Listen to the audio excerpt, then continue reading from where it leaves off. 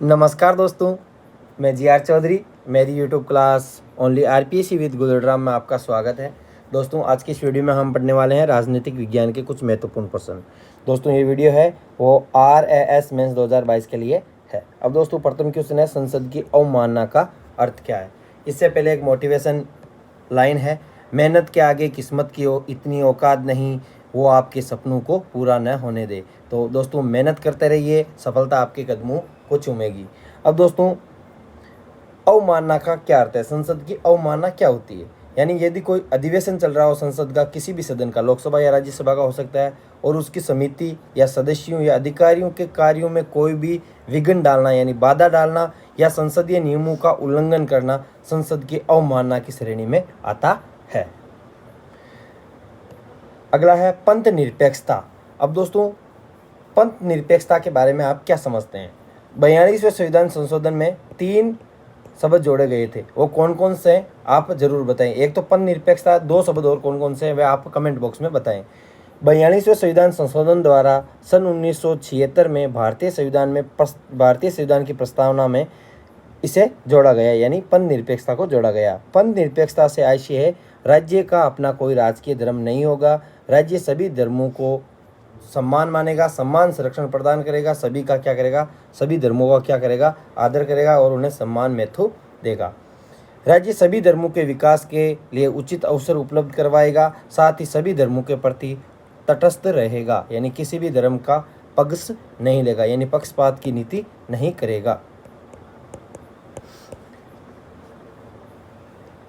अगला क्वेश्चन है, lame duck क्षेत्र क्या है। तो लेम डक क्षेत्र क्या है दोस्तों, जैसे अभी चल रही है 17वीं लोकसभा, तो 17वीं लोकसभा की अंतिम बैठक, 18वीं लोकसभा के गठन से पूर्व 17वीं लोकसभा की जो अंतिम बैठक होगी उसे हम कौन सा सत्र कहेंगे, लेम डक क्षेत्र कहेंगे।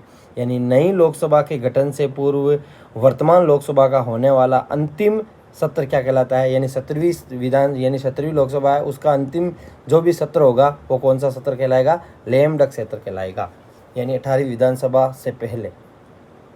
लेम डक क्या है, तो वर्तमान यानी जैसे 17वीं लोकसभा के जो भी सदस्य हैं वो 18वीं लोकसभा में यदि निर्वाचित नहीं होंगे, नहीं चुने जाएंगे, तो वो कौन से सदस्य कहलाएंगे, लेम डक कहलाएंगे।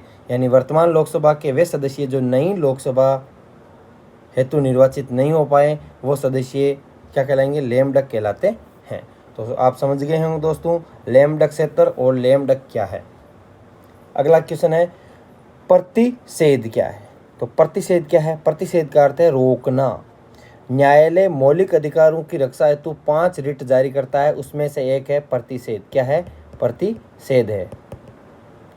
अब दोस्तों, इस रिट को हाई कोर्ट अधीनस्थ न्यायालयों को अपने न्याय क्षेत्र से उच्च न्यायिक कार्यों को करने से रोकने के लिए जारी करता है। यदि कोई अधीनस्थ न्यायालय अपने कार्य क्षेत्र से बाहर के कार्य करने लगे तो हाई कोर्ट है उसे यह आदेश जारी करता है कि आप इन कार्यों को रोक दें। अगला क्वेश्चन है, 58वां संविधान संशोधन 2013 के बारे में बताना है। तो संविधान में अनुच्छेद 371 जे जोड़ा गया।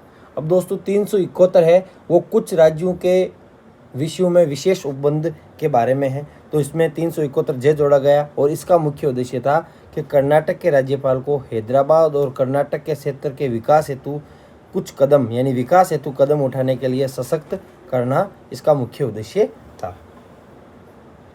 अगला क्वेश्चन, यूएन यानी संयुक्त राष्ट्र संघ की सुरक्षा परिषद में स्थायी सदस्यता के लिए भारत का दावा कैसे मजबूत है, बताइए। तो भारत का दावा इस प्रकार मजबूत है कि भारत एक तो विश्व का सबसे बड़ा लोकतांत्रिक देश है, और भारत में है वो विश्व की 1/6 जनसंख्या भारत में पाई जाती है, और भारत विश्व का जनसंख्या के हिसाब से दूसरा सबसे बड़ा देश है। अब दोस्तों, भारत की अर्थव्यवस्था है वो विश्व की 6ठी सबसे बड़ी अर्थव्यवस्था है और विश्व की तेजी से अग्रसर अर्थव्यवस्थाओं में से एक है। भारत वैश्विक शांति एवं सुरक्षा में विश्वास करता है तथा इसके लिए प्रयासरत है। अब दोस्तों, जैसे भारत ने भी श्रीलंका में जो भी इकोनॉमी संकट हुआ था उसमें भी भारत ने आर्थिक सहयोग दिया है, और भारत ने जैसे कोरोना महामारी में अपनी जो भी वैक्सीन थी, स्वदेशी वैक्सीन बनाई थी, वो भी सप्लाई की है दूसरे देशों में। तो ये भारत का क्या है, एक शांतिपूर्ण तरीके से दूसरे देशों को सहयोग करने का एक उद्देश्य है। यूएन यानी संयुक्त राष्ट्र के शांति मिशनों का सक्रिय भागीदार एवं सर्वाधिक योगदान करने वाला देश है। जो भी संयुक्त राष्ट्र के जो भी जैसे कोरिया संकट है वगैरह है, जो भी कोई संकट होता है उसमें है भारत है अपनी सेना भेजता है और शांति बनाए रखने का प्रयास करता है। विकासशील देशों का भारत क्या करता है? नेतृत्व करता है। वैश्विक मुद्दे जैसे जलवायु परिवर्तन जैसे महामारी है, कोरोना महामारी है, आतंकवाद के विरुद्ध सशक्त प्रयास करने वाला देश है। एकमात्र नाभिकीय शक्ति संपन्न देश है जो पूर्ण नाभिकीय निशस्त्रीकरण का समर्थन करता है, यानी शस्त्रों का उपयोग कम से कम करने पर भारत है वो इसका समर्थन करता है। इन बिंदुओं से स्पष्ट है कि भारत है वो यूएनओ की स्थायी सदस्यता के लिए दावा पेश कर सकता है। 7वां क्वेश्चन है दोस्तों कि अन्य राज्यों की तरह राजस्थान में क्षेत्रीय दलों का विकास न हो पाने के प्रमुख कारण, यानी राजस्थान में है वो क्षेत्रीय दलों का विकास क्यों नहीं हो रहा है? तो दोस्तों राजस्थान में क्षेत्रीय मुद्दों का राष्ट्रीय मुद्दों में सामंजस्य हो जाना एक तो बड़ा कारण ये है। राष्ट्रीय दलों द्वारा राजस्थान की जन आकांक्षाओं को काफ़ी हद तक पूरा किया गया है। द्विदलीय प्रणाली में दलितों, जनजातियों व पिछड़े वर्गों को पर्याप्त प्रतिनिधित्व प्राप्त हुआ। इस कारण से भी जातीय तत्वों की मांग का दोनों प्रमुख दलों द्वारा समय समय पर तुष्टिकरण किया जाना। दो प्रमुख दल कौन कौन से?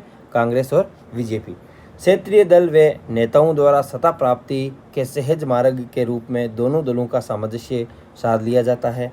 अतः स्पष्ट है कि क्षेत्रीय मुद्दों के इतना प्रबल न होने के कारण राजस्थान के क्षेत्रीय दलों का विकास स्पष्ट नहीं हो पा रहा है।